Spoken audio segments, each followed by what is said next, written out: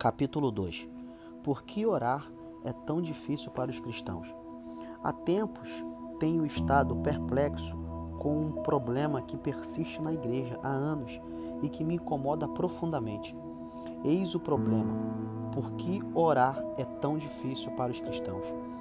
As Escrituras deixam claro que a resposta para tudo em nossa vida é a oração, mesclada com fé.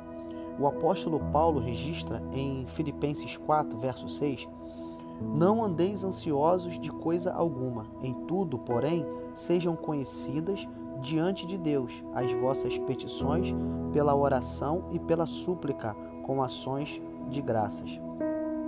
Paulo está nos dizendo: busquem o Senhor em todas as áreas da sua vida e agradeçam-no antecipadamente por ouvi-los.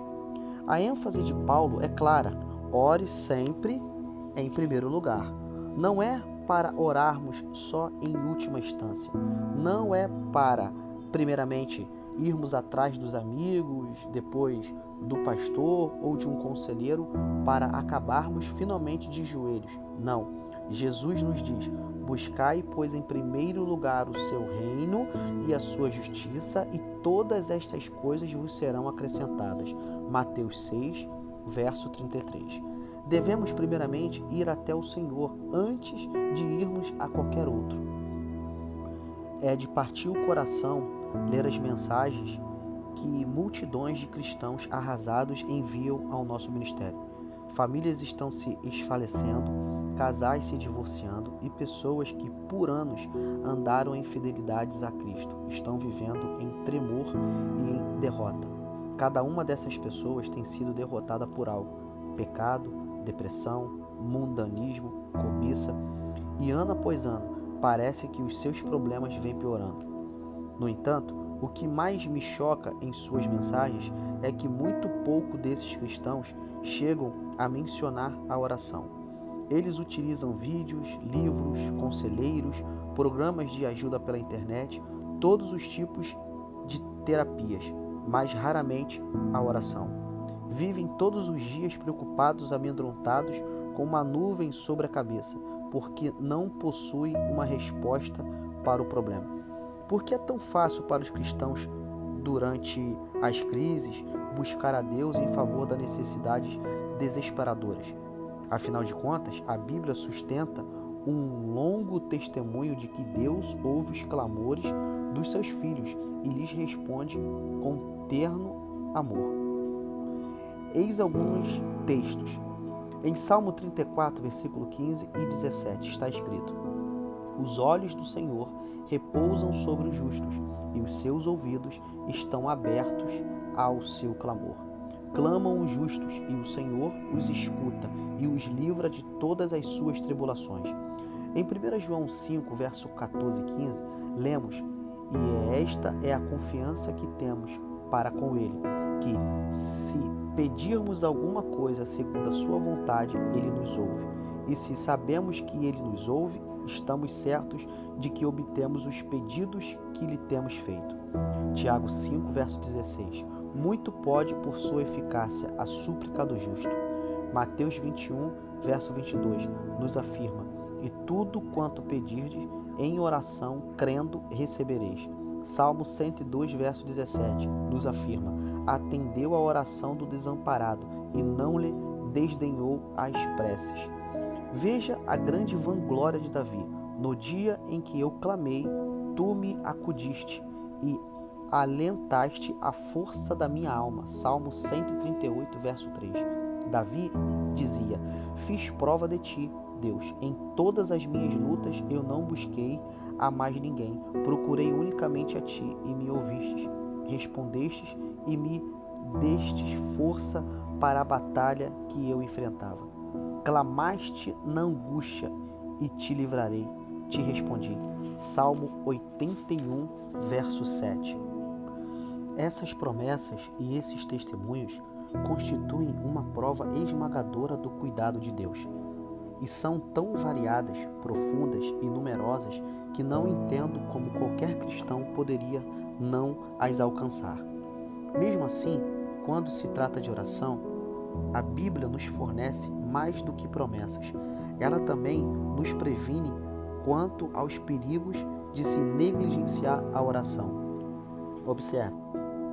Como escaparemos nós se negligenciarmos tão grande salvação? Hebreus 2, versos 3. Em grego, a palavra negligenciarmos significa não nos interessamos, não levarmos a sério. O contexto desse versículo é uma discussão das coisas relacionadas à nossa salvação. E a oração é, obviamente, uma delas. Deus está nos perguntando: como você espera escapar da ruína e da devastação nos tempos tenebrosos que se aproximam? Se não aprendeu a manter a comunhão comigo em oração, como você conhecerá e reconhecerá a minha voz naquele dia? Se não aprendeu a ouvi-la em seu quarto em secreto? Creio que Deus está profundamente ferido pela negligência da oração por parte do seu povo em nossos dias.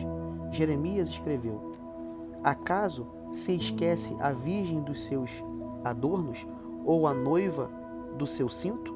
Todavia, o meu povo se esqueceu de mim por dias sem conta. Jeremias 2, versos 32. Eis a minha grande pergunta que simplesmente não consigo entender. Como pode o próprio povo de Deus, que está sob ataque constante do inferno, enfrentando problemas e tentações de todos os lados, passar semanas e semanas sem jamais buscá-lo?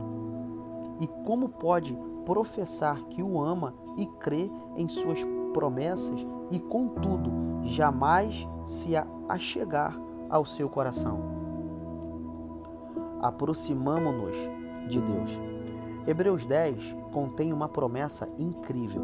Diz que a porta de Deus está sempre aberta para nós, concedendo-nos acesso total ao Pai.